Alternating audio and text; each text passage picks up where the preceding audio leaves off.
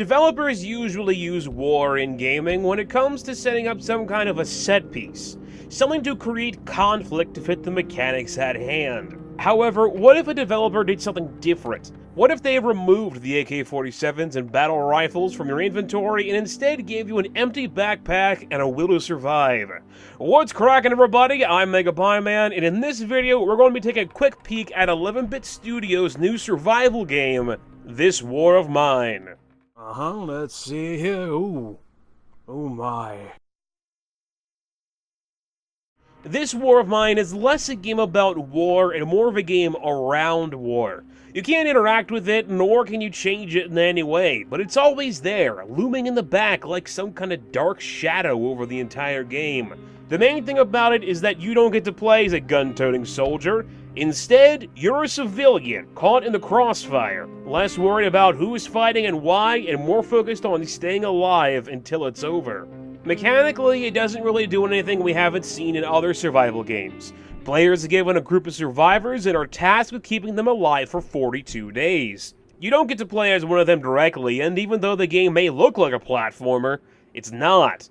When it comes down to it, the game is about management. It's all about gathering supplies and making sure those supplies stretch as long as they can. If anything, this War of Mine is similar in many ways to the multitude of zombie survival games we've seen show up recently, just minus the zombies. You have to manage your house and your people, similar to State of Decay during the day, and at night you can go searching for resources and buildings, with gameplay somewhat like Deadlight. There's a crafting system, just like anything from Dead Island to DayZ, and you can build or place upgrades around your house, like 7 Days to Die, although you can't go as in-depth with house building like you can in that game. We've all seen these kinds of mechanics before, and this War of Mine really doesn't do anything new with them, but what it does do is present them in a way that is very different from what we're used to. This War of Mine focuses on the human aspect of your characters. Each one has their own backstory, talents, and addictions. Their conditions change depending upon what's happened to them and is happening to them. Characters can get sick or wounded, they can get hungry, cold, tired, sad, and even depressed. Each of these conditions affects how they handle themselves as you dictate tasks to them, and at some point, if ignored, they will just flat out sit down and refuse to do anything you tell them to do at all. This also plays a big role into the scavenging part of the game. At night, you have the option of sending one person out to look for supplies, or if you want to, everyone can just stay in and hunker down. Characters who stay can sleep in a bed if you've made any, sleep on the floor, or stand guard over the group's supplies, while the player takes control of whomever they sent out to go searching. Players can also pick where they want to search from a list of locations that constantly changes as new areas of the city are opened and old ones are cut off. Thankfully, the game keeps track of what kinds of items you can find in each location, as well as how much you've already taken from there, as supplies don't actually respawn at any time. Once you've made up your mind on what you want to do, you can head out to search. Searching for supplies is very dangerous, as you never know what you might come across. It's quickly made known that your group isn't the only one trying to survive out there, and not everyone is willing to help each other out. While there's a decent amount of base supplies up for grabs that you can take without any consequences, they may not be what you're specifically looking for, or even in a location that you can currently reach. This brings a bit of morality into the mix. Do you avoid as many people as possible and live off what scraps you can find? Or do you sneak into a yet-to-be-destroyed house and attempt to grab everything you can right from under the homeowner's nose? Do you kill someone who's guarding an area so you can safely pass through it or ransack whatever's on the other side? Or do you spend your thin resources on one-use tools you can use to get around them? If one of your group members is killed while scavenging, do you enact vengeance upon their killer, or attempt to find their body to get your supplies back, or you just outright avoid the place entirely in hopes of avoiding more bloodshed? While you, as a player, are focused on doing what you can to keep your group alive, members of your group are aware of what they and each other are doing. Private property is made known before you take it, and characters will react to stealing things from other people. Even though some civilians may not put a high price on your life, your characters react anytime they end up killing someone, or if someone in your group dies. After all, they're not trained soldiers hungry for battle, and most of them's never even seen combat. They're just regular people trying to stay alive. Pushing your characters to do things they don't want to do, such as stealing or killing, will change how they act. It can make them depressed, to the point that they won't finish tasks, cause them to fight other group members, or even leave the group entirely if pushed too far. One of the biggest factors in this war of mine is time. Time goes by in 10-minute intervals, and you're only given so much of it each day and each night. During the day, while you manage your survivors, there's a chance that someone will come to your door at different times. This could be someone willing to trade, someone offering free aid or a job, or even someone just seeking shelter. While time pauses in the menu screens, it doesn't pause for anything else.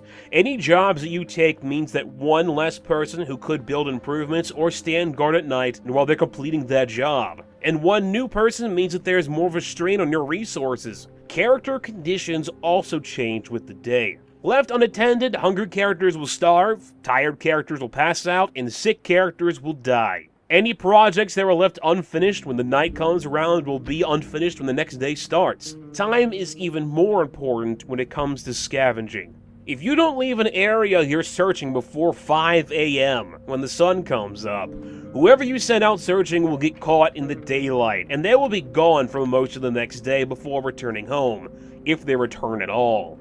Time also can affect the world outside, as gunfights or snow can block off searchable buildings, and weather changes can turn your house into a freezer. Areas can even change over time. Early in my game, I robbed a house with an elderly couple living there because they had a lot of food, and I was pretty bad off when it came to that department. I came back later on, many days later, to find out that they were actually dead. This not only caused my group to react to having to rob them in the first place, but it also caused them to reflect on if the robbery was a factor in the couple's demise. All of these things weigh on you as a player as much as they weigh on your group. You have to constantly keep multiple variables in mind. What supplies you have, what supplies you need, where you can get them, is anyone sick, is anyone close to dying? Are the supplies from robbing a house worth the risk of getting killed, or the psychological effects of your group? Some things in the game can get a little bit weird. Sightlines determine whether you get caught while stealing someone's personal property. But I've been caught before when there was no one around to see what I was doing, or even before I stole anything. Some AI reactions can be a bit finicky, such as a man who yelled at me when I opened a drawer full of his personal property, so I decided not to take anything and close the drawer. That seemed to calm him down, but then he just got up and walked out of the room, so I closed the door and robbed him anyway. Another example is when I was able to barter with a kid at an auto repair shop where I traded some materials I found around the shop for a saw the kid had. Then I used the saw to break into the repair shop and take even more stuff. While it's a good thing the game allows you to find workarounds like these to help you get what you need when you need it, it really does break the immersion for me, since a lot of them don't make a ton of sense. The heating system is also finicky, such as when one of my group members freezes to death the first night after a snowstorm while her bed was next to a burning heater. Crafting can also be annoyingly specific depending upon what you want to upgrade or make. While most things are broken down just to a box marked materials or planks of wood, you need to find weapon parts to be able to make something like a knife, and all of the ingredients for soup before you're able to cook anything at all. Why can't I just sharpen some metal for a shiv, or just cook some meat on its own without having to make soup out of it? It's even more specific when it comes to things like medical aid, where you need 100% alcohol to make bandages, but you can only craft a still to make moonshine, from what I've seen so far, and you can't use the alcohol from the moonshine for the bandages. These things aside, this War of Mine is still a fantastic game. It's the survival crafter game that many people have been looking for a long time. Its presentation is great by combining a 2D sketch filter with 3D models, and its subtle background music, constantly broken with the echoes of exploding shells and gunfire, really pulled me into the war-torn world that the game takes place in. That is really the game's strongest feature.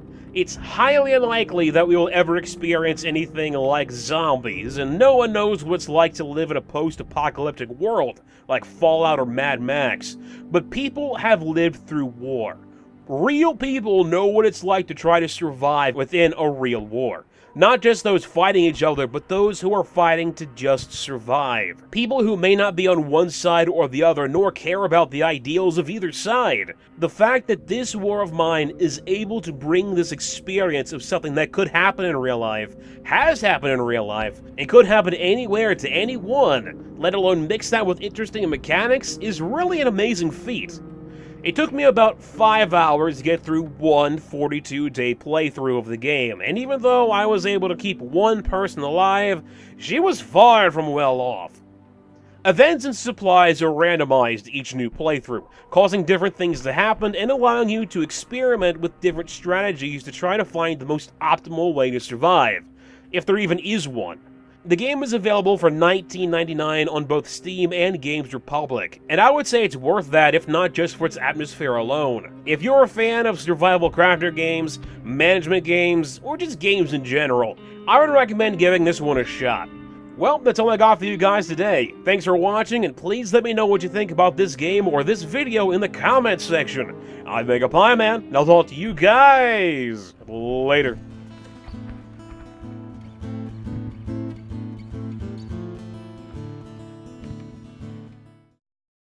Each world has to be completed in order, and you can only unlock the next level by completing the current one. Levels also can have multiple secrets, and sometimes even lead to other levels with more collectibles to grab. Finishing a level will grant you a flower and one step towards